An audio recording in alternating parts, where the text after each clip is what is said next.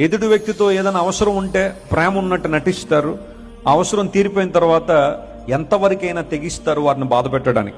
స్వార్థము, సంకుచిత స్వభావం పెరిగిపోతున్న ప్రపంచంలో మనం ఉన్నాం.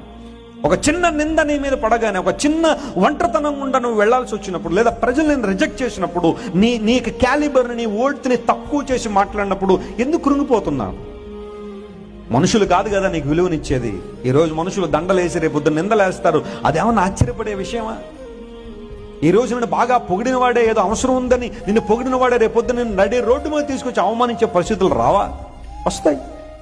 మనుషుల ఒపీనియన్స్ మీద, వాళ్ళ యొక్క వ్యాలిడేషన్స్ మీద ఎందుకు నీ జీవితాన్ని కట్టుకుంటున్నావు? Trust God.